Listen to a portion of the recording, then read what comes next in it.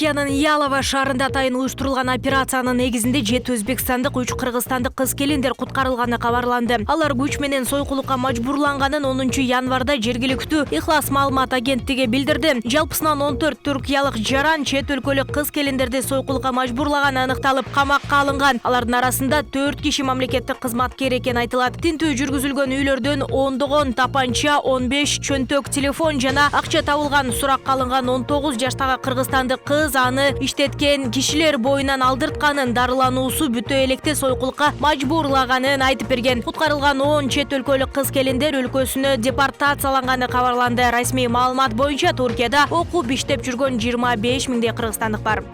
Улуттук коопсуздук боюнча мамлекеттик комитет түрк ишкерин урдоо боюнча кылмышка шектүү катары 24 жаштагы Ниязалы Махамат Карим уулу жана 51 жаштагы Болот Матраимов изделип жатканын кабарлады. Атайын кызмат жогорудагы жарандар жөнүндө кандайдыр бир маалымат болсо 0312 62 05 85 0312 66 04 75 0312 62 65 04 жана 102 телефондоруна кайрылууну өтүнөт. УКМК ал жарандар ижарага алынган батирлерде жана мейманканаларда жашырынып, жанында ок атуучу курал алып жүрүшү мүмкүн экенин белгилейт. 12 декабрда атайын кызмат Кыргызстанда чет элдик ишкерди уурдап $3 миллион талап кылган кылмыштуу топтун мүчөсү деп шектелип кармалгандардын арасында милиция кызматкери дагы бар экенин билдирген. Анда кылмышка шектүү катары Үч жаран жана Чүй облусунун ички иштер башкармалыгына караштуу Манас аэропортундагы аба транспорт башкармалыгынын башчысы кармалып, атайын кызматтын тергөө абагына киргизилген.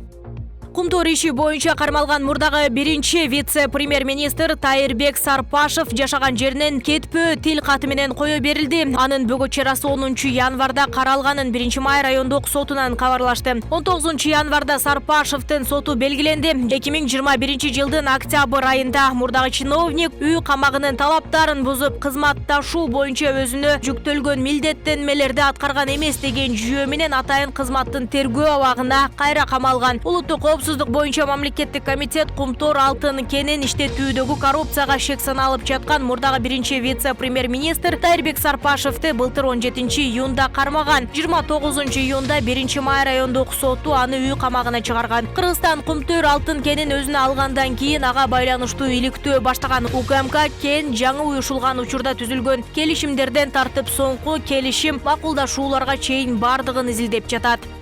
Бишкектеги 1 май райондук сотунда 11 январда камактагы саясатчы Бактыбек Калмаматовдун кармалашынын мыйзамдуулугу боюнча жактоочуларынын арызы каралып, аны бошотуу өтүнүчү канааттандырылган жок. Саясатчынын жактоочулары Калмаматов кармалган учурда талапкер болгонун жүйө кылып, анын кармалышын мыйзамсыз деп сотко арызданышкан. Сотко Бактыбек Калмаматов алып келинген жок. Анын бөгөт чарасын кароо 12 январда Бишкек шаардык сотунда каралат. Парламенттин мурдагы депутаты Бактыбек Калмаматовду Улуттук коопсуздук комитети расалык, этностук, улуттук, диний же региондор ортосундагы кастыкты козутуу беренеси менен айыптап 22 декабрда камакка алган. 1 май райондук соту аны 9 февралга чейин абакта калтырган. Калмаматов өзү айыптарды четке кагып, саясий куугунтук экенин айтып келет. Калмаматов былтыр 22 декабрга караган түнү Сауд Аравиясына 2 жумалык умра зыяратына баратканда Манас эл аралык аэропортунан кармалган.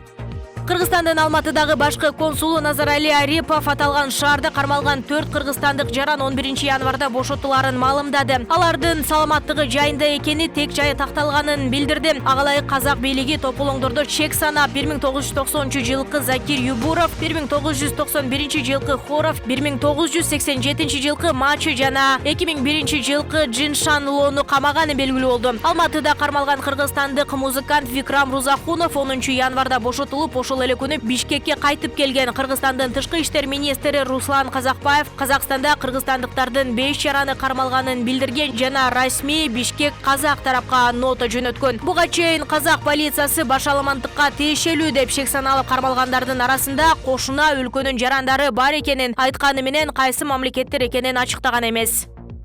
Казакстандын президенти Касым-Жомарт Токаев парламенттин жыйынында сөз сүйлөп жатып, жамааттык коопсуздук келишим уюмунун аскерлери 2 күндөн кийин акырындык менен чыгарыла баштаарын маалымдады. ЖККнун бейпилдик күчтөрүнүн негизги миссиясы аяктады. 2 күндөн кийин акырындык менен чыгарыла баштайт. Аскерлерди чыгаруу 10 күндөн ашпайт, деди Токаев. Эске сала кетсек, 2 январда Казакстандын Алматы, Актау, Жаңы Ойзен шаарларынын тургундары суюлтулган газдын баасын арзандатуу талабы менен нааразычылык акциясына чыгышкан. Бул тынчтык митинг Казакстандын түштүк аймактарынын баарына жайылып, акыры башаламандыкка тополоңго айланып кеткен. Жагдай боюнча Казакстандын президенти Касым-Жомарт Токаев 5 январда кайрылуу жасап, ЖККга мүчө өлкөлөрдөн жардам сураган. Сунушту кабыл алган ЖКК мамлекеттери Орусия 1400, Армения 300, Беларусь 400, Тажикстан 100, Кыргызстан 150 аскер жөнөткөн. Министрлер кабинетинин төрагасы Акылбек Жапаров Сокулук районунун акиминин орун басары Самаган Муркалиевди элеген кызматынан бошотуп, райондун акими Курманбек Айтибаевке сөгүш жарыялады. Бул тууралуу министрлер кабинетинин басма сөз кызматы билдирди. Айта кетсек, Самаган Мурсалиевдин Төмөнкү Чүй айылындагы мектеп дааратканасынын ачылышына катышып, кызыл тасма кесип жаткан сүрөтү социалдык тармактарга тарап, коомчулуктун сынына кабылган. Маалым болгондой, даараткана демөөрчүлөр тарабынан ага 2 миллиондон ашуун сом жумшалган. Эски дааратканадан айырмаланып, мында санитардык гигиеналык талаптардын баары сакталганы айтылган.